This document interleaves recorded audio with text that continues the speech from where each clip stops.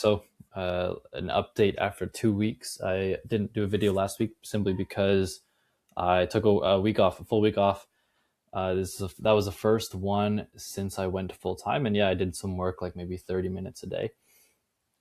But I guess it surprised me how little I worked, and nothing really broke. Granted, I did some work ahead of time, and I scheduled things so that I like had things to do when I got back, but really just like a few phone calls, a few texts. I had systems automating the reporting on like the ad accounts that I'm managing. So no fires, which is good. Clients were fine, and it kept running without me on it every day, which is basically what I've been trying to build. So that was a good, I guess, leading indicator or a good test.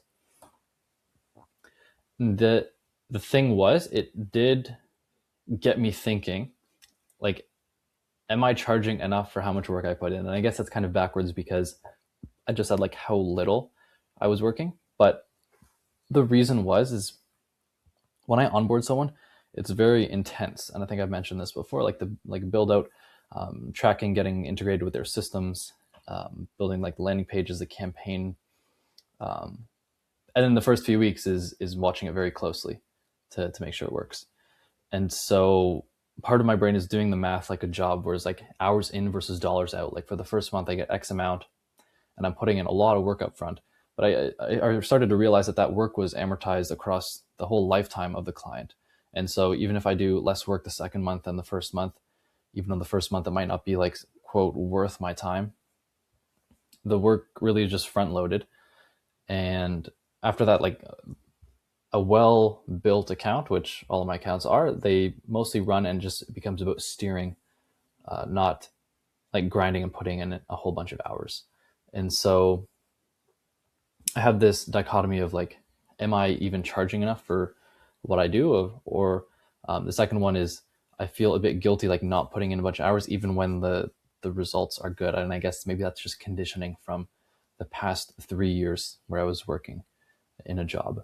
And so maybe that's just the leftover employee brain of trading hours for dollars. And maybe it's a little bit of scarcity too. Like I don't want anybody to churn or to walk, right?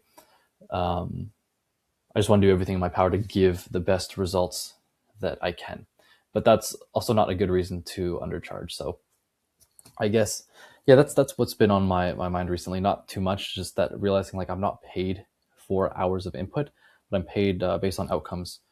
And the systems that I set up and then the knowledge that I have is what produces it. So it's not like about tracking of like, if I put in 10 hours for this client and 15 hours for this client this month, but it's just like, are they getting a return?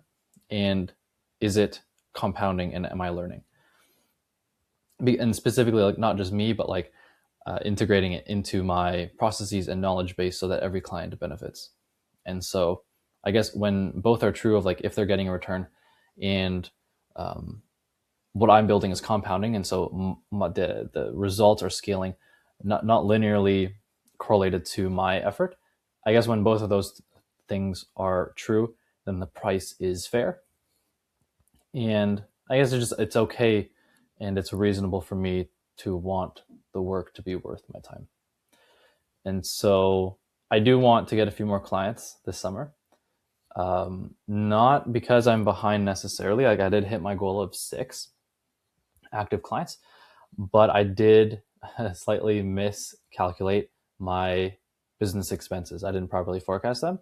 And so I just want a little bit more of a cushion before I move cities in September. So yeah, that is what's been on my mind recently.